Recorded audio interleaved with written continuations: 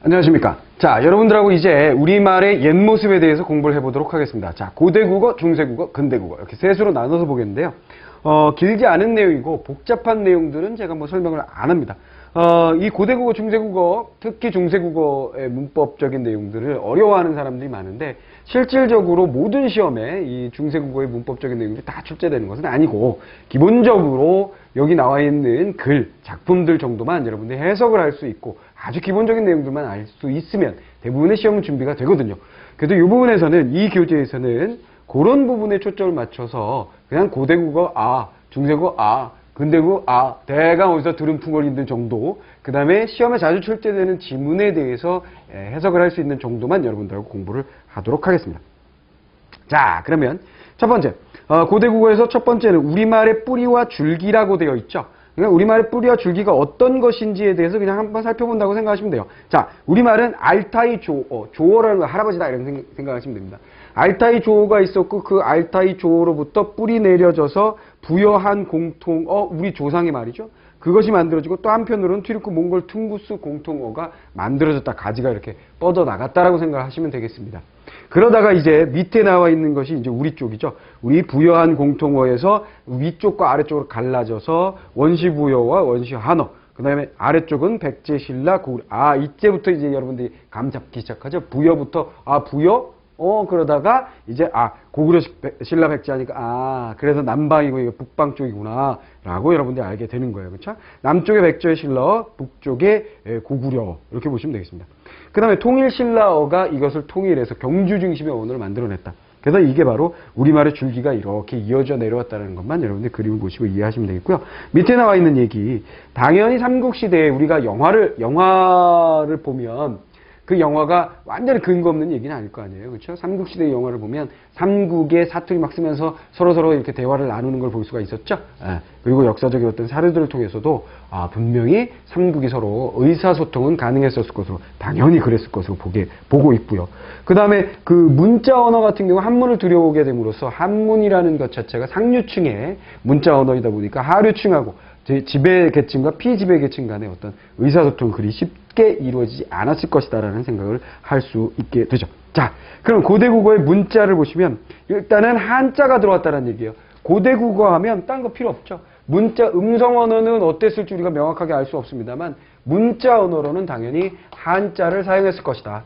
근데 한자는 우리 것이 아니니까 빌렸을 게 됐을 텐데 빌렸을 때 어떤 식으로 빌렸었을까를 생각을 하셔야 된다는 얘기죠.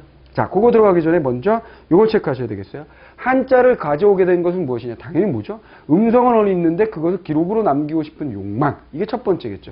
기록으로 남기고 싶은 욕망. 그 다음 뭐예요? 통치수단. 뭔가 자료를 만들고 법전을 만들고 공문을 띄우고 공문서를 만들어내고 하는 그런 통치수단이라는 그런 두 가지 목적. 그렇죠? 기록의 목적. 기록의 욕망과 그 다음에 통치수단으로서의 목적으로 상류층에서 수입을 해왔다라고 보시면 되겠고요. 자, 그 다음에 한자를 빌리는 방법은 두 가지 방법이 있는 거죠. 뭐예요? 훈차와 그 다음에 음차가 있습니다. 즉 이렇게 될 수 있었던 건 한자 자체가 어떻게 되어 있기 때문이죠. 자, 하늘천이라고 있으면 이 녀석이 뭐예요? 하늘천이라는, 즉 이 녀석이 하늘과 그 다음에 천이라는 뜻과 그 다음에 음이라는 두 가지 요소를 글자가 가지고 있거든요. 우리말 같은 경우에 우리 지금 현재 세종대왕께서 만들어주신 우리의 글자 같은 경우에는 이렇게 되면 이 녀석이 뭔가 뜻을 가지고 있지는 않아요. 이 글자 자체가 뜻을 가지고 있지는 않거든요.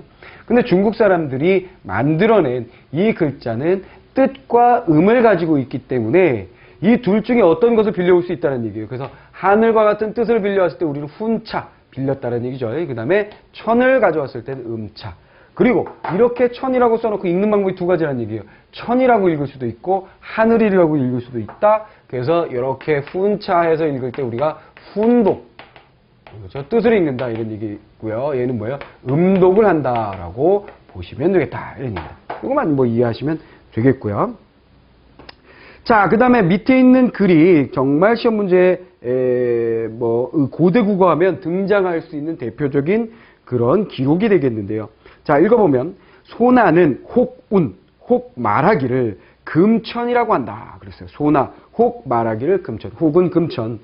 백성군 사산 사산인야 이렇게 돼 있어.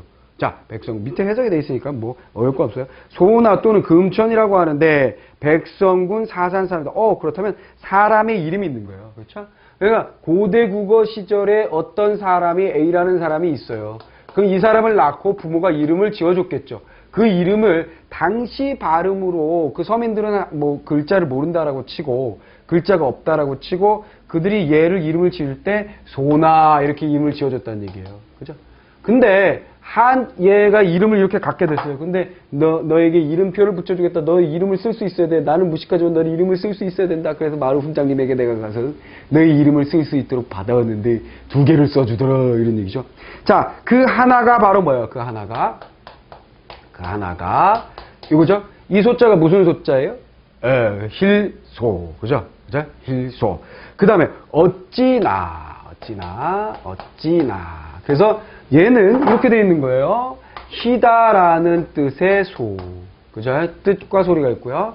그 다음에 어찌라는 뜻과 음이 나. 이렇게 되는 거죠.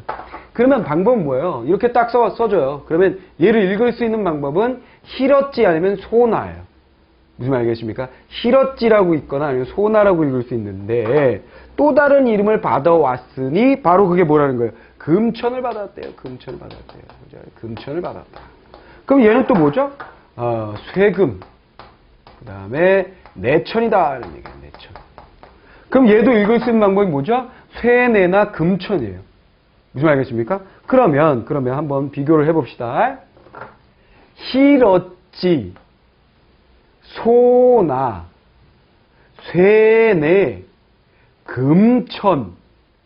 뭔가 공통점을 가지고 있는 녀석은 이렇게 공통점을 가지고 있죠. 무슨 말이겠습니까? 그러니까 소나는 무엇을 해야 된다는 얘기죠?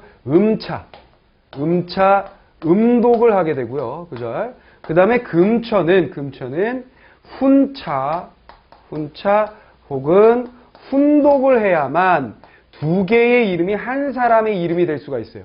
그래서 우리가 추측한 거죠. 이 기록을 보니까 아마도 당시에 백성 사산에 있는 사람은 이름이 소나 쇠내 그 비슷한 어느 것이었을 거야 라고 생각하게 된 거죠. 무슨 말인지 이해됐습니까? 그러니까 여기다가 여러분들이 선생님 소나하고 쇠내가요 시옷하고 니은인 건 알겠지만 오와 왜 아와 애가 완전히 다르잖아요. 이게 어떻게 한 사람의 이름이라고 얘기할 수가 있겠어요? 라고 의문을 제기할 수 있어요. 맞는 얘기입니다. 맞는 얘기예요. 맞는 얘기인데 중요한 건 뭐냐면 지금 힐소 어찌나 그 다음에 뭐 쇠금 내천이라고 이렇게 읽고 발음하는 것은 전부 다 이렇게 읽고 발음하는 것은 전부 다 뭐죠? 현대의 이 한자의 발음이에요. 그럼 당시에는 어떻게 발음했었을지 우리는 모른다는 거죠. 그럼 어쩔 수 없이 우리가 현대의 발음과 현대의 이 글자의 그 음과 현대의 그 뜻을 가지고 추리를 해볼 수밖에 없기 때문에 쇠내와 소나가 어쨌거나 발음상 유사하고 당시에 우리가 타임머신을 타고 윙 가가지고 이 사산에 있는 사람을 딱 찾아가서 너 이름은 뭐냐 그랬는데 얘하고 비슷할 거예요. 그죠? 딱 소나이거나 쇠내이거나 하진 않을 거예요. 그렇죠? 네. 자, 그렇게 여러분들 추려하시면 되겠습니다. 자, 그런데 자꾸 소나, 김천, 뭐 소나, 쇠내 이렇게 하다 보니까 나중에는요, 이 녀석도 어떻게 읽게 되는 거예요? 금천이라고 읽게 되는 순간이 올지도 모르는 거예요. 무슨 말이겠습니까? 그러면 아버지가 얘 이름을 소나라고 쇠내라고 부르기로 했음에도 불구하고 한자의 힘이 강해지면서 이 녀석이 음독한 금천이 이 녀석의 또 다른 하나의 이름으로서 자리를 잡게 될 수도 있었다. 뭐 이런 얘기를 우리가 추리할 수 있다는 얘기예요. 그래서 제가 밑에다가 옛날 스토리를 한번 지어서 넣어봤는데 그게 그 얘기예요. 여러분들이 그냥 편안하게 읽어보시면 무슨 소리인지 다 아실 겁니다. 자, 그 다음에 두 번째 기록을 한번 가지고 또 한번 보도록 하죠. 자, 두 번째 기록을 보시면, 자, 이번에는 마을 이름이에요. 마을 이름이 명동군, 본 길동군, 경덕왕 계명 금인지 이렇게 돼 있어요. 자, 무슨 얘기냐? 영동군은 본래 길동군인데 경덕왕이 이름을 고쳤으며 지금 이를 그대로 쓰고 있다 그랬어요. 그러면 지금 현재 영동군이라는 거예요. 그러면 얘는 뭐죠? 길영이죠. 그럼 얘를 읽을 수 있는 방법이 길이라고 읽을 수도 있고 영이라고 읽을 수도 있다라는 얘기예요. 무슨 말 알겠습니까? 근데 현재의 경덕왕 이후에 얘는 뭐죠? 길동이라고 되고 있어요. 길동. 그렇다면 어쨌거나 이 녀석 길동이라고 하게 되면 얘는 뭐죠? 바로 잘못. 자, 지금 경덕왕 이후에는 영동군이라고 이름을 부른다 그랬어요. 그렇죠? 그렇다면 이때 이 영동군이라고 읽게 되는 것은 당연히 뭐죠? 음독하게 된 거죠. 음독하게 된 것입니다. 그렇죠? 근데 이 녀석이요. 본래 이름이 뭐래요? 길동군이래요. 자, 길동군이래요.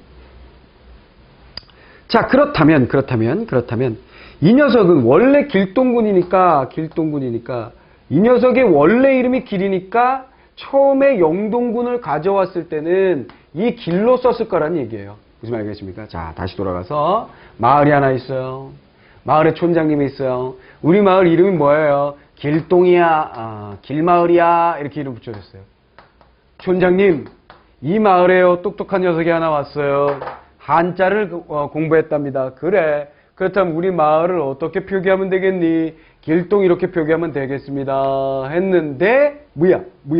영은 길영이니까 이렇게 써도 되는 거죠. 앞에서 금천이라고 써도 되는 것처럼. 그렇죠? 그래서 얘는 뭐예요? 길영, 길동 처음에 이렇게 썼던 거예요. 그래서 여기 뭐죠? 훈독한 거죠. 훈독. 그러다가 시간이 지나면서 뭐예요? 음독으로 바뀌게 된 거죠. 무슨 말인지 되셨습니까? 음독으로 바뀌게 됐다 이런 얘기예요. 그러다 보니까 원래 길동이라는 이름이 한자의 파워가 세지다 보니까 영동이라는 이름으로 바뀌게 된 거죠. 무슨 말인지 되셨어요? 자, 그런 얘기를 여러분들에게 해드린 겁니다. 자, 그래서 그 밑에 있는 얘기를 또 한번 읽어보시면 한자의 세력이 커지면서 원래 길동이니까 길영에서 훈독해서 길동 하던 것을 사람들이 이 글자를 놓고 길이라고 읽지 않게 되는 거죠. 왜? 한자 힘이 강해지면서 얘는 영으로 많이 쓰게 되는 거죠. 읽고. 그러다 보니까 이렇게 써놓고 예전처럼 길동이라고 읽지 않고 영동이라고 읽게 되었다. 뭐 이런 얘기예요. 됐죠? 자, 그래서 여러분들이 명확하게 아셔야 할 개념은 훈자와 음자가 무엇인지 그걸 아셔야 되겠고, 그 다음에 한자 자체의 힘이 더욱더 세지면서 한자 자체에 그냥 발음으로 읽는 것이 버릇이 되었고 그런 것이 많이 남게 되었다는 것만 아시면 되겠고요. 지금까지 사람의 이름이라든가 지역의 명칭이라든가 관직명칭은 안 봤습니다만 그런 어떤 고유명사를 표기하는 한자로 표기하는 방법에 대해서 같이 한번 살펴봤어요. 자, 그 다음에 차자 표기 방법에 대해서 정리 한번 해보도록 하겠습니다. 자, 얘는 차이만 아시면 돼요. 임신서기체라고 그러세요. 딱 임신서기체 하니까 딱 감이 오죠? 임신서기성 얘기하는구나. 임신서기체의 특징이 뭐라 그랬어요? 한자를 우리말 어순에 맞게. 그죠? 한자가 있고, 기본 한자가 있고요. 얘를 우리 어순으로 씁니다. 됐죠? 자, 그 다음. 이두가 있다 그랬어요. 이두의 특징은 뭡니까? 뭐라 그랬어요? 한문을 국어의 어순에 맞추어 재별하고, 얘도 마찬가지죠? 우리말의 어순, 한문을, 한자가 뭐 한문이죠. 우리말 어순으로 맞추고, 거기에다가 플러스 알파 뭐가 들어갑니까? 형식, 형태소나 부사 등의 한자를 차용한다 그랬어요. 여기다가 플러스 알파, 형식, 형태소와, 그 다음에 부사. 이런 것들을 한자로 표시해준다 이런 얘기입니다. 그러면 이두가 이렇게 했을 때 구결은 뭐냐? 얘 포인트는 뭐냐면 이게 포인트입니다. 바로 어순이 어떻게 된다는 얘기예요? 그대로 한자 어순이에요. 됐습니까? 얘네들은 우리 어순인데 얘는 한자 어순이에요. 우리 어순으로 가져오지 않았고요. 거기다가 뭘 단다? 토를 단다라고 생각하시면 돼요. 토를 단다 이렇게 생각하시면 됩니다. 토를 단다라는 건 이거 형식 형태소죠. 그러니까 우리가 한문 읽을 때 이렇게 하잖아요. 자왈, 뭐뭐, 자는 뭐 이런 식으로 하는 거 있죠. 무슨 말 알겠습니까? 그런 식으로 우리가 뭐뭐 하니, 뭐뭐 하여 이런 식으로 뒤에다가 한문 뒤에다가 뭔가 몇 자를 해놓고 뒤에다 뭐 이렇게 붙입니다. 이런 거. 이런 거를 우리가 구결이라고 하시면 돼요. 그래서 구결이라는 건 여기 교재에도 제가 했습니다만 나중에 한글로 붙이는 것까지도 전부 다 구결의 범주 안에다가 집어넣을 수가 있습니다. 그래서 은는 같은 경우에 이렇게 하고 뭐 이으로 이건 참고적으로 그냥 이렇게 했었겠구나 라고 참고적으로 보아주시면 됩니다. 자, 이렇게 해서 임진서기체와 이두와 구결 제일 중요한 것은 어순의 차이. 요거 여러분들이 한번 눈여겨보시면 별로 어렵진 않습니다. 그래서 여러분들이 뭐 예를 들어서 임진서기체 이 글을 읽고 뭐 해석하라든가 이런 건 좀 너무 어려운 문제들이기 때문에 뭐 출제 가능성은 높지 않죠. 그러니까 이런 거 임진서기체하고 이두하고 구결 정도의 구분 정도만 여러분들이 살짝 알아두시면 될 것 같고요. 이제 본격적으로다가 종합적인, 그죠? 향찰이라고 하면 종합적이다. 전면적이다. 이런 말들 하게 됩니다. 즉, 향찰은요, 한문을 가지고 우리의 말을 글자화하는 데 있어서의 종합편이며 전면편이다 이런 얘기예요. 알겠어요? 그러니까 얘가 가장 우리말에 가깝게 표기한 녀석이다. 이렇게 보시면 되겠습니다.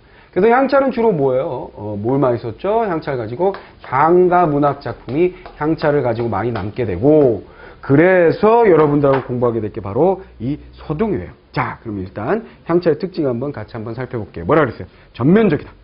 그죠? 그 다음에 한자로 쓰여져 있지만 그것을 어떻게 했을 것이다? 우리말로 읽었을 것이다. 그래서 향찰 한문으로 되어 있는 것을 가지고 무슨 해독이라는 게 있어요. 여기서는 해독. 해독이라는 건 뭐냐면 그 한자로 된 건 암호해독처럼 한자로 되어 있는 것을 당시 사람들의 구어, 입말로 우리가 추리를 해보는 거예요. 내네들이 이렇게 한자를 해놓고 우리 조상 할아버지 할머니들이 이렇게 읽었을 거라고 추리를 해봤다라는 얘기입니다. 됐죠? 자, 그 다음에 이건 뭐 앞에 다른 것하고도 마찬가지입니다만 이두하고도 마찬가지입니다만 실질적 의미 부분은 당연히 뭐예요? 실질 의미 부분은 뜻 부분. 그러니까 음이 아니라 훈을 가져오게 되고 문법적인 요소 부분 대부분 부분. 그래서 훈이 아니라 음을 가져오게 됐다라는 얘기가 되겠고요. 그 다음에 향가 같은 데 많이 쓰였다. 자, 그러면 양주동 해독으로 서동요를 한번 공부를 해보도록 할게요. 자, 어렵게 생각하지 마시고요. 자, 서동요를 공부합니다. 자, 양주동 해독이 이렇게 돼 있어요. 선화, 공주님은 이렇게 돼 있습니다. 그러니까 선화공주님은 여기 선화공주 주은이라고 써놓고 한자를 써놓고 글을 읽을 때 선화공주님은 읽었다라는 거예요. 그러면 어떤 것은 음차이고 어떤 것은 훈차일 텐데 잘 보세요. 예, 제가 표시해 놓은 걸 잘 보시면 되겠습니다. 예를 보시면 선화공주까지는 그대로 착할 될 귀인임 이렇게 읽진 않았을 거 아니에요. 무슨 말이겠습니까? 그러니까 얘는 그대로 음차했군이라는 걸 알 수 있죠. 그죠? 그 다음에 님을 자, 선화공주까지 읽고요. 님을 주은이라고 읽지 않고 위에 있는 뜻 임을 읽게 되면 자연스럽죠. 그래서 얘는 뭐 한 거예요? 훈차를 했구나. 그 다음에 은은 뭐예요? 수물은인인데 수물이라고 읽지 않고 은으로 읽는 게 더욱더 좋죠. 그래서 얘는 음차했구나. 이렇게 되는 겁니다. 이해됐습니까? 이해됐죠? 자, 그렇게 보시면 되겠습니다. 선화공주님은 그런 식으로 보시면 되겠고요. 자, 그 다음에 어차피 여러분들의 교재에는 제가 한자로 표시해놨기 때문에 여기서는 제가 양주동 해독을 가지고 여러분들하고 정리 칠판에서는 정리해보고 있는 거고요. 그 다음에 남그드지 그 다음에 얼어두고 그랬어요. 얼어두고 그랬어요. 그럼 일단 형식 형태소와 실질 형태소를 생각하시면 돼요. 이 녀석이 남이라는 것은 실질 형태소죠. 그렇죠? 그러니까 실질 형태소니까 당연히 뜻 부분. 됐습니까? 뜻 부분을 썼습니다. 그죠? 그래 놓고 당연히 뭐예요? 타 이렇게 읽지 않고 남이라고 우리말은 타가 아니라 남이니까 남이라고 읽었을 거야. 그래서 얘는 당연히 훈차. 그 다음에 그드시 했을 때 그드시 이게 남 모르게 해요. 남 몰래. 근데 그때 당시에 발음을 그드지 정도로 해석했을 거라는 겁니다. 그죠? 그럼 그드 그윽할이 더욱더 발음상으로 가깝죠. 밀보다는. 그래서 이 녀석도 훈차했겠구나라고 생각한 거죠. 그 다음에 남 모르게에 해당하는 걸 지루했어요. 개에 해당하는 걸 지루했습니다. 근데 이 녀석은 뭐죠? 다만이 아니죠. 남 그즈 다만이 아니죠. 그러니까 뭐예요? 이 녀석은 음차했겠구나라고 추리하게 되는 거죠. 그 다음에 어로 두고 얼다 얘 실질적인 형태소죠. 그렇다면 훈차했을 가능성이 높죠. 어를 가니까 여기 훈차했습니다. 그 다음에 어러 두고 해서 요 녀석 뭐예요? 음차했을 가능성이 높죠. 그죠? 음차했을 가능성 실질 형태소가 아닐까요? 그죠? 근데 어를 양 요거만 여러분들이 좀 주의를 하시면 되겠어요. 그죠? 어질량 요거는 명확하게 여러분들이 왜 이게 음차인지에 대해서는 따질 필요가 없습니다. 그냥 이렇게 생각해 주세요. 얼다, 얼어 얘는 실질 형태소니까 훈을 그 다음에 얘는 형식 형태소니까 음을 가져왔을 텐데 당시의 발음이 어땠을지는 우리가 알 수 없기 때문에 대강 이랬을 것이다 라고 추리하는 거예요. 나중에 어떤 학자가 아니야 라고 하면 우리 또 할 말이 없어요. 그죠? 여러분들은 학자가 아닙니다. 향가를, 향차를 여러분들 연구하는 학자가 아니기 때문에 그냥 주어진 걸 아시면 돼요. 근데 수없이 많은 향가들을 다 하실 것이 아니라 서동요 정도만 아시면 됩니다. 그 다음에 두다. 실질 형태소니까 당연히 이쪽으로 갈 가능성이 높죠? 그리고 둘치니까 치보다는 둘이 더 가깝네요. 그죠? 고는 당연히 뭐예요? 옛고니까 그냥 딱 떨어지죠? 음차입니다. 그러면 여러분들 뭐만 주의해 주시면 돼요? 이 부분 주의하시면 돼요. 이 부분에 어질양자, 량에서 량을 가져왔다라는 건데 말이 안 돼요. 말이 안 되지만 여러분들이 여기 어질도 가져오기 어려운 것 같고 어쨌거나 학자들이 이렇게 찾아냈다. 그러니까 요거만 여러분들이 주의하시면 되겠고요. 자, 그 다음 거 한번 볼게요. 맞둥방을. 자, 맞둥방을. 이렇게 되어 있습니다. 그러면 뭐예요? 마동방을 이렇게 돼 있어요. 자, 마동방이 아니라 서동방을 이렇게 돼 있어요. 그럼 마서니까 얘 뭐예요? 당연히 그죠? 그다음 아이동인데 아이가 아니죠? 둥이죠? 동이니까 얘는 음차 쪽으로 갔구나. 그 다음에 방을 겹반방이죠? 곁이 아니니까 얘도 음차 쪽으로 가야 되겠죠. 그 다음에 얘는 형식 형태소니까 당연히 이쪽으로 가는 쪽이 더 맞을 것 같죠. 됐습니까? 네. 그대로 한자의 음과 뜻을 놓고 이렇게 보시면 되겠습니다. 자, 그 다음에 가장 긴 부분 밤에 뭘 안고 가다 이 부분 한번 볼까요? 밤에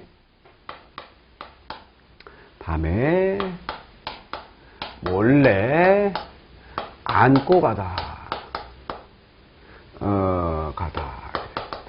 그러면 원칙적으로 따져보면 이렇게 될 거예요. 자, 밤이 실질 형태소, 몰래 실질 형태소, 안다 실질 형태소, 가다 실질 형태소, 뒤에 형식 형태소 하나씩 이렇게 붙는 형태. 글자가 몇 개? 둘, 넷, 여섯, 여덟. 딱 맞네요. 그렇죠. 그렇게 됐으면 좋겠습니다만 보세요. 밤은 형식 형태, 실질 형태소이면서 당연히 야에서 야를 가져오지 않고 밤을 가져오는 게 좋겠죠. 그래서 얘는 뜻, 훈차가 됐고요. 근데 밤에 여기 뭐예요? 형식 형태소 그대로 됐어요. 여기까지는 우리가 예측한 대로 잘 됐어요. 근데 다음이 토끼 묘자예요. 몰래가 아니죠. 뜻을 가져올 수가 없고 토끼 묘니까 발음상 유사하죠. 이 녀석도 어쩔 수 없이 뭐예요? 음차를 했구나.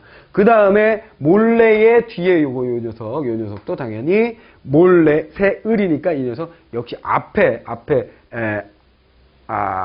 맞둥방울이죠. 맞둥방울 거기에 나왔던 새을처럼 역시 이 녀석도 음차를 하고 있는 녀석으로 보시면 되겠고요. 그 다음에 안다 당연히 뭐예요? 훈차였죠. 됐죠? 그 다음에 안고 보낼견인데 보낼견은 이거 어떻게 했을지 우리가 잘 모르겠다라는 거예요. 그러면 앞에서 이거 얼어두고 어질량을 했던 것처럼 그냥 형식 형태소 이렇게 가시면 되겠고요. 그죠? 자, 그 다음에 갈 거 있으니까 얘는 그대로 실질 형태소니까 이렇게 되고요.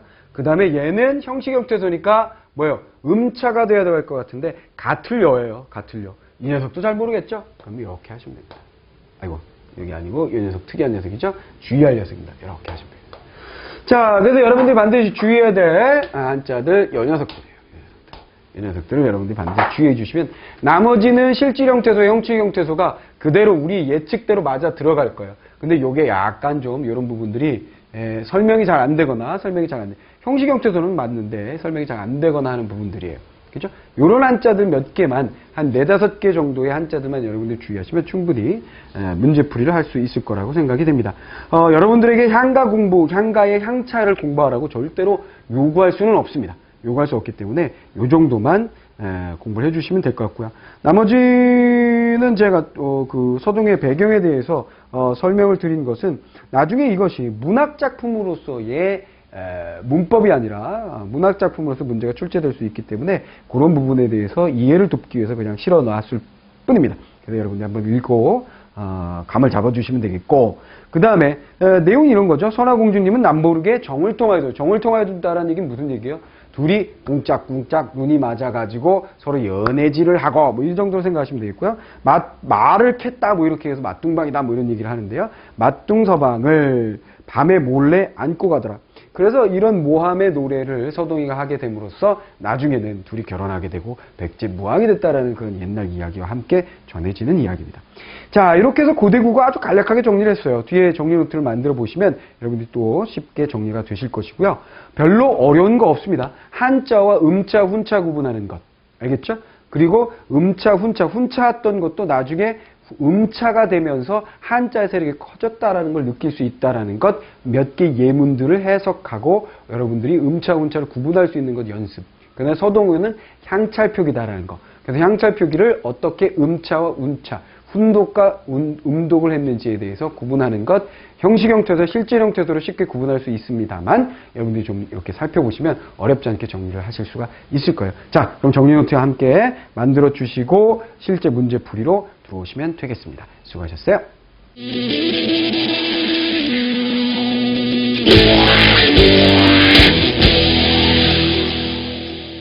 자, 고대국어 문제풀이 한번 들어가 보도록 하죠. 자, 1번 문제. 우리말의 뿌리와 줄기에 대한 설명으로 옳지 않은 건 뭐냐 그랬어요. 자, 우리말은 몽골조어의 그 조어, 할아버지 말, 몽골조어가 아니잖아요. 그렇죠? 우리는 알타이예요. 알타이 조어입니다. 여기서 이게 우리 할아버지예요. 여기서 가지를 퉁구스, 튀르쿠, 만주 이런 몽골 이런 애들하고 우리가 같이 자손입니다. 그죠? 일본이 잘못됐네요. 자, 우리말은 퉁구스 어근과 튀르크 어근 등과 같은 뿌리를 가졌다. 됐죠? 우리말은 과거 남방의 원시 한어, 남쪽의 한어, 북방의 부여. 부여가 북쪽에 있는 건 우리가 역사를 공부를 잘 열심히 안 해도 알 수 있잖아요. 그렇죠? 부여가 북쪽에 있다는 건 알 수 있으니까 어려운 얘기 아니고요. 신라가 삼국을 통일하면서 경주를 중심으로, 그렇죠. 신라의 수도는 경주니까 경주를 중심으로 한 언어 통일 이루어졌겠죠. 자, 2번 문제 들어갑니다. 고대국어에 대한 설명으로 옳지 않은 것은 뭐냐 그래서요. 자, 삼국시대 각 나라의 언어는 방언적인 차이 정도였고 의사소통에 큰 문제가 없을 것이요. 오케이. 지배계층과 백성들 사이의 문자 언어를 통한 소통은 쉽지가 않았을 것이요. 그렇죠. 한자는 상류층의 전유물이면서 그들의 하나의 권력이에요. 지식이다라는 거, 글자라는 게 엄청난 힘이 되었겠죠. 선진 문명으로 여겨진 중국으로부터 한자를 수입하여 우리말을 기록하려 시도하였다. 그렇죠. 우리말에 더 잘 어울리도록 한자의 모양을 변형하여 실생활에 활용하진 않았어요. 그죠? 예. 웬만하면 한자를 그대로 두고 어순을 바꾼다라든가 토를 단다라든가 그것의 음과 훈을 이용한다든가 이런 방법들을 주요 사용했었다라고 생각하시면 되겠습니다. 그죠? 자, 그 다음 3번 들어가겠습니다. 고대국어 시기에 한자가 갖는 의미로 적절한 것은 뭐냐 그래서 상류층과 하류층을 이루는 아우르는 통합의 수단. 그럴 리가 없죠. 상류층의 기록의 효과 충족과 통치수단. 이 녀석이 정답이라는 거 알 수가 있죠. 자, 그 다음에 4번. 자, 많이 보던 얘기네요. 보기의 예문에 대한 설명을 적절하지 않은 건 뭐냐 그랬어요. 고대 고유명사를 표기하는 그렇죠. 소나라는 사람의 이름을 표기하는 거였어요. 그죠? 소나라고 읽었다 그러면 히러찌라고 읽지 않았어요. 그죠? 길소, 어찌나 이렇게 읽지 않았어요. 이렇게 읽었다면 뭐가 되는 거죠? 훈차가 되는 거죠. 근데 이렇게 했다니까 음을 빌려 쓴 음차에 해당한다. 맞네요. 금천, 그죠? 얘는 쇠금이라고 읽으면, 쇠내라고 읽으면 바로 뭐가 된다 그래서 훈차가 되고, 금천이라고 읽으면 그냥 음으로 읽은 거죠. 우리말 세력이 더욱더 커졌다. 아니죠. 이게 한자의 세력이라고 했죠. 최초에는 금천을 쇠내라고 읽었을 것이라고 추측이 되나 후대에 가면서 금천이라고 읽지 않았을까라고 생각해 본 겁니다. 됐죠? 자, 그 다음에 한자를 빌려쓰기 방법에서 이두와 구결의 가장 큰 차이점 주의하라는 거 한 가지 얘기했어요. 어순 주의하라고 말씀을 드렸습니다. 자, 6번 문제 들어가 보겠습니다. 자, 임신서기체 이두 구결이에요. 한자를 우리말 어순에 맞게 배열한 것은 결국 우리말 자체의 표기 방식이다. 아니죠. 얘는 뭐예요? 우리말의 출발점이 아니에요. 그죠? 한자를 우리가 좀 이해하기 쉽게 우리말 쪽으로 이렇게 바꾼 거다라고 생각하는 게 좋습니다. 됐죠? 이중 한문은 우리말의 어순에 맞추어서 제외하고 일부 형식, 형태소나 부사 등의 한자를 차용했다. 오케이, 맞는 설명이죠. 구결은 우리말의 어순과 다른 한문 문장에 우리말의 문법 요소를 중간중간 넣어서 이해하기 쉽게 만들었다. 그랬어요. 자, 구결은 한문 이해를 위해서 보조적으로 쓰인 한자의 약자체, 훈민정음 창제 이후에 한글까지 포함할 수 있다라고 그 범위에 대해서 여러분들에게 말씀을 드렸죠. 자, 7번. 영동군, 본 길동군, 그죠? 자, 원래는 길동이라는 곳이었는데 나중에 영동이 되었다. 이런 얘기였어요. 지역의 원래 명칭은 길을 포함했었다. 오케이. 길이 영으로 바뀌게 된 것은 한자가 음과 뜻을 갖는 글자였기 때문일 것이다. 당연하죠. 길이 영으로 바뀌었다는 건 길영자라는 얘기예요. 그죠? 그러니까 길로도 읽을 수도 있고 영으로도 읽을 수도 있고 길로 읽던 것이 영으로 읽는 것으로 바뀌었다라는 얘기니까요. 음과 뜻을 갖는 글자이기 때문에 맞죠. 한자의 수입 초창기에는 한자를 주로 고유명사 표기에 사용했다 그랬어요. 맞는 얘기입니다. 자, 고유명사 그렇죠? 지역이나 사람 이름. 영동군이라는 이름은 지역의 이름의 의미에 집착한 것이 아니라 여기서 영이라는 것은 뭐죠? 길영에서 의미가 아니라 이건 뭐죠? 음차를 했잖아요. 그렇죠? 음을 가져온 것이고 그죠? 것이기 때문에 의미에 집착한 것이라고 보기는 어렵죠. 자, 그 다음에 향찰로 표기된 문학은 어떤 문학이냐? 뭐 누워서 떡 먹게요. 누워서 떡 먹으면 안 좋은데요. 그죠? 자, 향찰로 표기된 문학은 향가다. 그런 얘기예요. 됐죠. 어렵지 않습니다. 이 향찰에 대한 설명 적절하지 않은 건 뭐냐? 그래서 한자 음과 뜻을 빌려서 우리말의 형태와 의미를 전면적 포인트라고 그랬죠? 한자의 날이지만 당시 사람들은 당시 우리말로 읽었을 것이다. 그렇죠. 한자는 우리말로 읽었을 것이고. 실천적인 의미 부분은 주로 음을 빌려서 그 다음 문법적인 요소 부분은 주로 뜻을 반대로 했네요. 그죠? 음은 문법적인 요소, 뜻은 실질적. 그죠? 그러니까 가장 중요한 포인트, 여러분들이 기억해야 될 포인트에 대해서 상기할 수 있도록 문제를 낸 거라고 생각하시면 되겠고요. 문학작품을 창작하는 데 쓰였을 것이다. 향가를 창작했었죠. 자, 그 다음 서독의 일부다. 훈차한 글자만 묶어라 그랬어요. 자, 요 훈차했을 가능성이 높죠. 그죠? 몰래 훈차했을 가능성이 높죠. 안따 훈차했을 가능성이 높죠. 가다 훈차했을 가능성이 높은 녀석이에요. 그죠? 근데 이제 보시면 돼요. 이제 글자가 딱 맞으니까 여기가 밤에 몰래 안고 가다. 그럼 뭐예요? 자, 여기까지 밤이 들어있네요. 밤야자죠? 훈차 맞네요. 그렇죠? 훈차 맞습니다. 그죠? 밤야 훈차 맞고요. 그 다음에 몰래에서 몰래. 이 녀석은 당연히 음차된 거 맞고요. 음차. 그 다음에 몰래에서 이 녀석이 토끼예요. 토끼. 그래서 토끼래. 이거 안 되잖아요. 그래서 얘는 아닙니다. 그죠? 아니에요. 그죠? 자, 그 다음에 안따 포 들어갔네요. 안따 되네요. 이 녀석 맞습니다. 그 다음에 가다. 이 녀석 맞네요. 그죠? 갈 거. 안을 포. 그죠? 밤야. 그래서 밤과 안따 가다 맞아요. 그렇다면 네 글자여야 되는데 세 글자예요. 그렇다면 형식 형태소 중에 훈차한 녀석이 있다는 얘기죠. 이 녀석이었어요. 그죠? 이 녀석만 잘 기억하면 된다 그랬잖아요. 됐습니까? 그러면 야포거요. 4번이 정답이네요. 그렇죠? 정답 4번입니다. 자, 그래서 요런 것이 문제로 나와도 여러분들이 절대로 어렵지 않게 당황하지 않고 풀 수 있도록 음차와 훈차는 어떻게 이루어지느냐 라는 거, 실질 형태소, 형식 형태소를 구분하는 거, 그 다음에 그런 것에 예외되는 상황에만 주목을 해주시면 여러분 쉽게 풀 수 있고, 하시는 김에 여기 있는 한자들의 뜻과 뜻과 정도는 여러분들이 알아주시면 좋죠. 근데 별로 어렵지 않아요. 야라든가 포라든가 거라든가 이런 것들은 정말 좀 기본적인 한자들이잖아요. 그렇죠? 여러분들이 충분히 준비하시고 시험장에 들어가실 수 있을 거라고 생각이 됩니다. 자, 이렇게 해서 여러분들하고 고대 국어를 정리해봤고요. 다음 시간에는 중세 국어에 대해서 정리해 보도록 하겠습니다. 수고하셨습니다.